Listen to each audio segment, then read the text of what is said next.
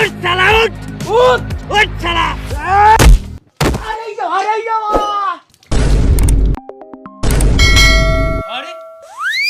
अरे बाप रे बाप का बिलवा होगी ना वंचा।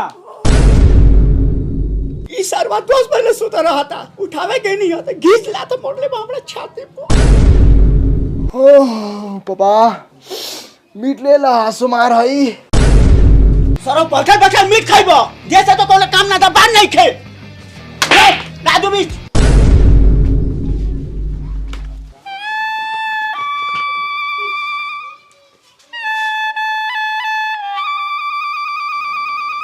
कारे मनिया बापुआ के लात से मारता रही, बाप नु हऊ।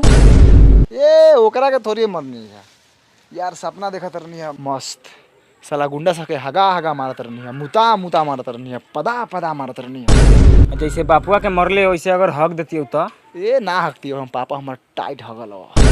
साला तनका देर और पापा ना उठती हो नु तो मेन गुंडा के तो हम छेरा धरा देती, छेरा। सपने में हीरो बनबे कि रियल में भी बनबे?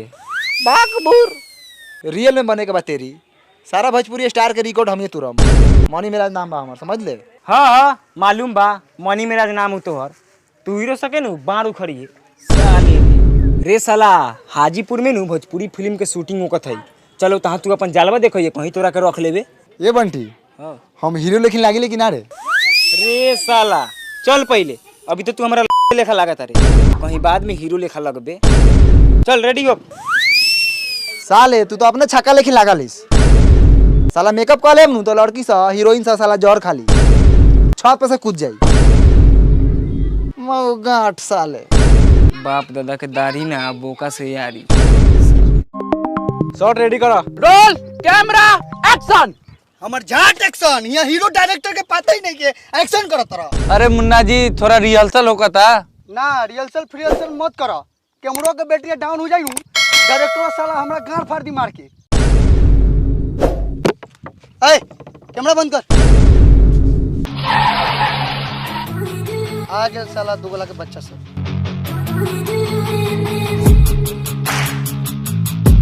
सरवा टोप्पा लगा के आवता लेक्चर साला। क्या हाल है मुन्ना जी? ठीक बात डायरेक्टर साहब। चलिए कैमरा स्टार्ट कीजिए जल्दी जल्दी। देखिए आ गए हमारे भोजपुरी के सुपरस्टार बलमुआ जी। साला कौआ बलमुआ। तो शूटिंग स्टार्ट हो खो। तो चली बलमुआ जी, सेटअप रेडी बा। चली तो बलमुआ जी बोली डायरेक्टर जी। रउआ डायलॉग की बा कि भैया जी हमरा उगर गोली बंदूक से ना डराइले, हमरा उगर बहन से सच्चा प्यार करिले। ठीक बा। बोलनू ले हम। हाँ एक टेक में बोलेगा ही लड़का। चलिए आप हम कैमरा स्टार्ट कराओ तन। करिए करिए। कैमरा रेडी है? ओके सर। चलिए रोल कैमरा एक्शन। सुन ली भैया जी, हमरा और गोली या बंदूक से ना डराइले, हमरा और कट कट कट। कोई बात नहीं बलमुआ जी, होता है। चलिए second take. Roll camera action. सुन ली भरुआ जी। अरे ओ बलमुआ जी, भड़ुआ जी ना भैया जी बोली। चलो रोल कैमरा एक्शन। सुन ली भैया जी, रउआ का गोली मार देम। साला अकलोल बकलोल गाना गा के हीरो बने आ जाले। कहा बलमुआ जी, कहा महाराज। का डायरेक्टर साहब एक टेक। का कुछ लौकत हो रे? ए नहीं करेंगे शूटिंग होगा था। चल लोग तो आगे बढ़। तोहर बाप साला शूटिंग करते हूँ चौवर में। अरे साला भैंसी चरत हुए देखावे ले ले का रे? ए हौका होता सेटअप लागल है। चल भैंसी चरत। सुन ली भैया जी, हमरा और गोली बंदूक से हाय देखी डायरेक्टर साहब के दुन झाकता। का रे यहाँ छौड़ा छौड़ी के खेल होते। निकल साला यहाँ से। रे है ई साला टोपी वाला कौन हो रे? वेशभूषा से ना बुझा तू साला, डायरेक्टर होता ही। डायरेक्टर है? हाँ चल चल। चली बलमुआ जी भुलाई मत, याद रखी। चली रोल कैमरा एक्शन। भैया जी सुन ली, हमरा और बहन से ना डराइले, हमरा और गोली या बंदूक से सच्चा प्यार करिले। रे साला हई कथी है रे? हई ई कौन एक्शन है? कोनो बात पर नु ऐसे चौकल जलाई। ओ एक बार चौक तो। वाह बेटा पप्पू चाके। प्रणाम भैया। रे साला चश्मिला कौन जात बारे पर नाम कला से जवाब नहीं के देत।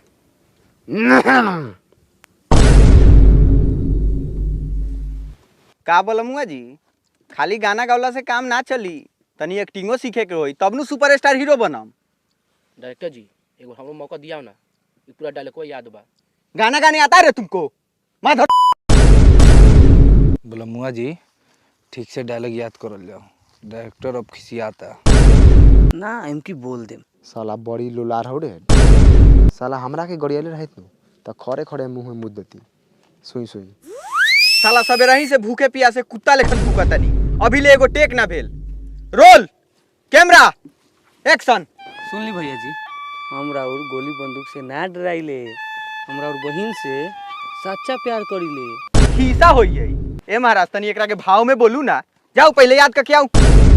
ओ भैया का हो बोल एने सुना ना, ना, अभी जो अभी शूट होई थी बाद में ये एने सुना ना भैया, बहुत जरूरी काम बा। बोलना तो एने आवा ना, बहुत मजबूर बानी हमनी के। एने आवा ना, तनका सुनावा ना। बोल, पैसा वैसा लगता हो? ना भैया पैसा वैसा ना लागी, हम बहुत दूर से आयल बानी। हमारे यहाँ से घर 15-20 किलोमीटर बा, लालगंज। तो हम का करियो? हमरो हीरो बने के बा भोजपुरी फिल्म के। हीरो बनबे? आ कोना गुण पर? हम अपना गुण पर, हमरा में 77 गो गुण बा। नाचे आवले, रोए आवले, मारे आवले। हम तो कोनो कोनो सरवा के गरियायो दिले, नाने में तारे के तार दिले बहन चोत। चल चलो भाग यहाँ से, भाग भाग यहाँ से। बोलमुआ जी वाह। दाल भात के कौर बुझत रह, हीरो बने अइयन। मुन्ना जी जी सर। उधर गार लिवा रहे का रे? सुनिए ना मुन्ना जी, सुनिए ना, बुलाइए ना उसको, डायरेक्टर साहब से बात करा दिया जाएगा। सीक्रेट भी पहना है सरवा, आज रात को दारू का जुगाड़ भी हो जाएगा। ए हीरो एने आओ। आओ आओ आओ आओ। ए बंटी बुलाओ तो जाई क्या? चल लेकिन रखता हूँ ना। तोरा फिल्म में काम करे के हो? हाँ करे के बा, करे के बा। पैसा वैसा लियाल बारे? हाँ ले आल बनी, ले आल बनी। कितना? हाँ 40 रुपये भाड़ा लागेला, 100 रुपये ले नहीं है, 60 रुपये चल बा। 60 रुपया 70 रुपया? रे बूढ़ी, फिल्म में काम करे ला 20-25 हजार लगता हो? ना भैया नहीं खे। ना हो, चल जो निकल। सुनो ना भैया, सुनो ना भैया, हमारे पास सोनाटा के घड़ी बा, लेना ला, अच्छा लगता है, पहन ला। ऐसी करियो बचानी के, लेकिन हमरा के डायरेक्टर साहब से बात करावा। चलो ना। हाई पहले ब्रासलेट लाओ। ले लो। चल डायरेक्टर साहब से बात कराओ तू। चलो। कैमरावा छोड़ के उधर गार लिवाने चल जाते हैं क्या आप? सर दुगो लड़का है, बहुत बढ़िया एक्टिंग करता है, बहुत मजबूर है, थोड़ा चांस दे दीजिए। नाम कथी है तुम्हारा? बताओ बता। मनी महाराज नाम है सर। इतनी भीतर कर। यहाँ कोनो आर्मी के बहाली में आए हैं, एक्टिंग आता है? हाँ आता है। और बलमुआ जी जो डायलॉग बोल रहे हैं वो बोल लेगा? हाँ बोल ले हम, वो एक टेक में। एक टेक में? हाँ तनी बोलता। हर तो बंटी हमरा और गोली बलमुआ जी तनका साइड होकर जाओ, का है? डायरेक्टर साहब से पूछ लिया। का डायरेक्टर साहब? जी बलमुआ जी रहुआ एने आ जाल जाओ, ओकरा के तनी बोले दू। एने आओ। मनी जी 1 टेक 1 चांस।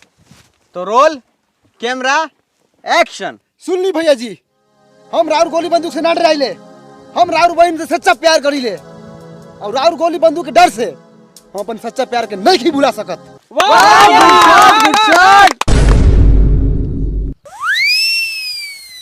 गुड, अच्छा एक्टर बारा तू, लेकिन तोरा लेखन एक्टर रोड पर घूमत है। सिक्खू बलमुआ जी। काती सीखी? गायकार नु बानी गायकार। जाना तनी रहुआ गायकार बनी, बहुत इज्जत बा रहुआ। जाई प्रैक्टिस करी रहुआ। बैठा मनी महाराज, बहुत अच्छा टेक देला है। शुक्रिया सर। शुक्रिया होखेला मनी महाराज। ई लवंडा लेखन लइका कौन बा तोरा साथे? डायरेक्टर साहब ये हमार बेटा बा। बेटा? चाचा के हमरा। अच्छा वो कौनो हो, ई सब बात छोड़ा। इतना बढ़िया एक्टिंग करत तारा, पूरा गार फारे वाला, तो गाना गावे तो आवते हुई। गाना? हाँ हमारा गाना उना नावे लगावे ना आवे लगावे ना सर प्रोड्यूसर साहब आओ तरन। के ने?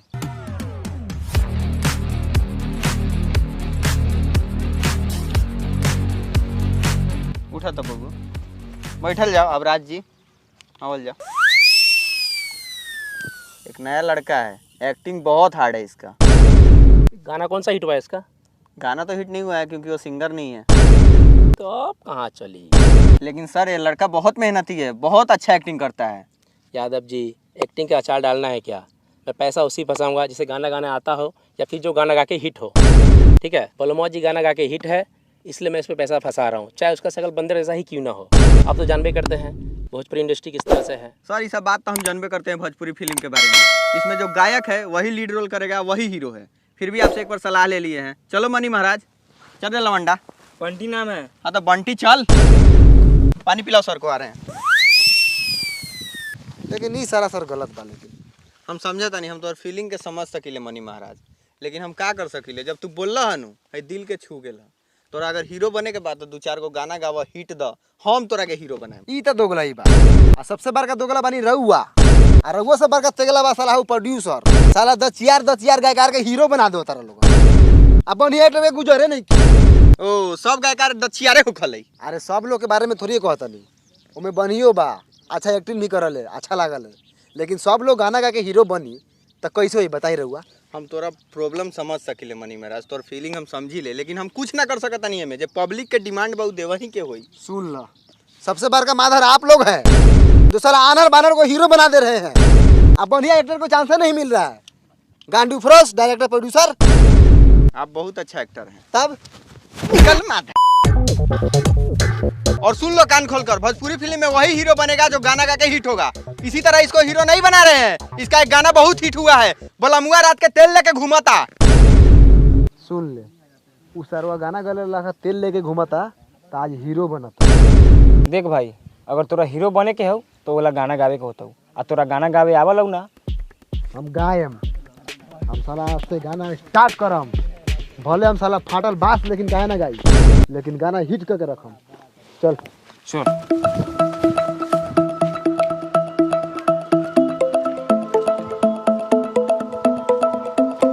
आई देखो भाई, ये बा भैंसी खिलाकड़ी बेतिया का माल सेतिया में। कितना दूध करा लो? केतनो करो से का मतलब है? जब साला फ्री में ढकाई दिल बानी तो दूध के लाने पूछता लेवे के बा। हाँ लेवे के बा, ला पैसा ला। बंटी हाँ खोल के दे भैंसी।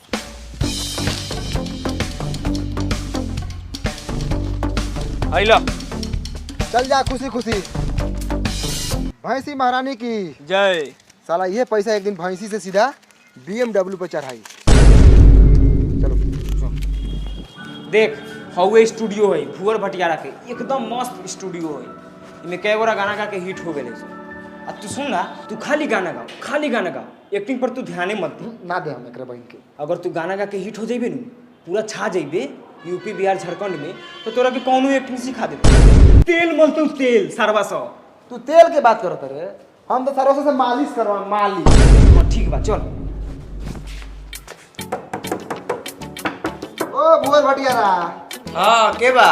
अरे गायकार है। जय लक्ष्मी माता गहकी आयल। हाँ बोलो। बोलो का थे, गायकार है, गाना गाना है, हमको हीरो बनना है। हाँ ठीक है, चलवा।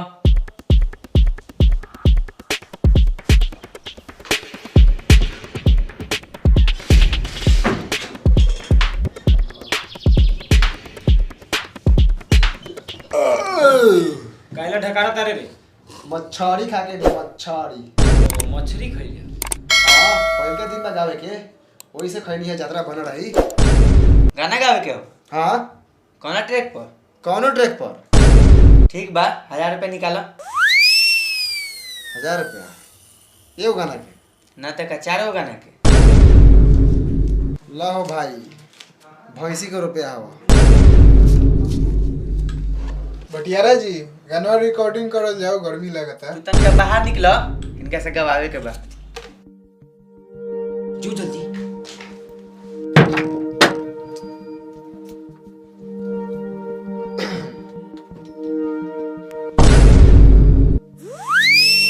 कोनो गाना याद बानू? तू अपना मन से गाना गावा, आवाज चेक करे के बा। चला गाओ। अरे काहे खातिर रतिया में लहुआ खेतिया खड़ालू गहुआ के। अब भौजी खेला करे के रहे तो तोहरा तराई तू हमारा दलानी में। स्टॉप, रुको। का भेल भुवर भटियारा जी, आवाज ठीक बानू? एमे आवाज के पता चलता, तनी सोलो गावा सोलो, इतना चिल्लात काहे बड़ा? ए मनी तनी सुनो गा सुनो। अच्छा ठीक बा ठीक बा। काहे खातिर रतिया में रउआ खेतिया लसरालू गेहूं के। अब भौजी खेला करे के रहे तोहरा तो आई तू दलानी। स्टॉप स्टॉप स्टॉप, ई का गावत रे? गाना सोलो नु गावे के, सोलो गावत नहीं रे तेरी। एक बार चिल्लाते रे सुअर जैसन, एक बार चिल्लाते रे मूस जैसन, सियार लेखन गाव तनी मीडियम। हाँ हमार लाड़े चिल्लाई सियार लेके। ठीक है हाँ गावा। काहे खाते रउआ रतिया में खेतवा लसरल गहूं के। ए रुकिए, निकलिए, आइए इधर। अब का भेले सरवा भुवरा के? का नाम बताओ? बंटी। लंटी? ए बंटी नाम बता। अच्छा बंटी बाबू उठिए। मानी बाबू आके बैठिए। जी भुवर भटियारा जी, गलती भेला का? ना, कहाँ कोनो गलती भेल, लेकिन एगो बात कही। हाँ कहीं कहीं विश्वकर्मा कसम कहतनी, सरस्वती के लिए कहतनी, अपना बाप कसम कहतनी, अगर हम झूठ बोलत हो कम तो हम मातारी बाबू के छोड़ के नैहर रहे लगी आ जिंदगी में कभी तोरा से गाना ना गावल जाई। काहे काहे ए लेखन गाना गावल जाले, झाट लेखन तो आवाज बाटे। आई धरा अपन 1000 रुपया हमरा स्टूडियो के नाम लेके खराब करे के, आ होइल हमर तरफ से 500। कृपया करके हमरा स्टूडियो में दोबारा मत आइयो। जय राम जी के। जय राम जी की। जय राम जी की भैंसी बेच लेनी है बंटी। जय राम जी की बहन बापा गांठ पर तू चल।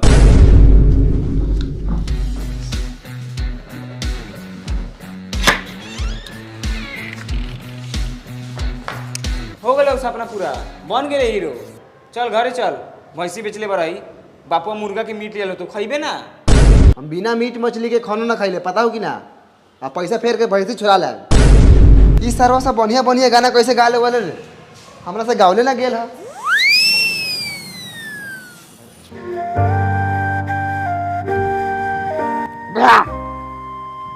साला एक बात तक क्लियर हो गई, जौन साला गाना गा के हिट होई उहे हीरो बनी। एगो हम सरवा बानी, साला आवाज में बजर पड़ल बा, और बस किस्मत भी खराब बा रे भगवान। रे साला कितना पिया तारे रे, मरनू जेबे। अब हीरो बनती बंद, लफो बनती चालू।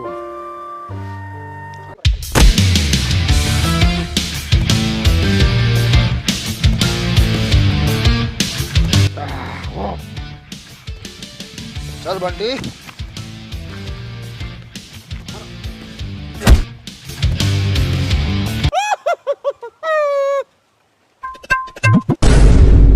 का रे इतना जोर से मरलो माथा ना फटलौ?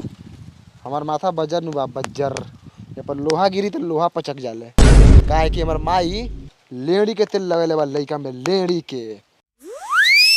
आई बुढ़ाट से हमको माथा फटेगा। ओए पापी। ए पापा नु हौ। ओ पापा, बिहान भैंसी द्वार पे चल आई, घास काटेगा, लेदी खिलाएगा, हीरो नहीं बनेगा बहन चोद। पापा अरे बस ये तारी पिया, हमरा ला एगो रपचिक लड़की खोजा, जनसंख्या बढ़ावे के बाद जनसंख्या।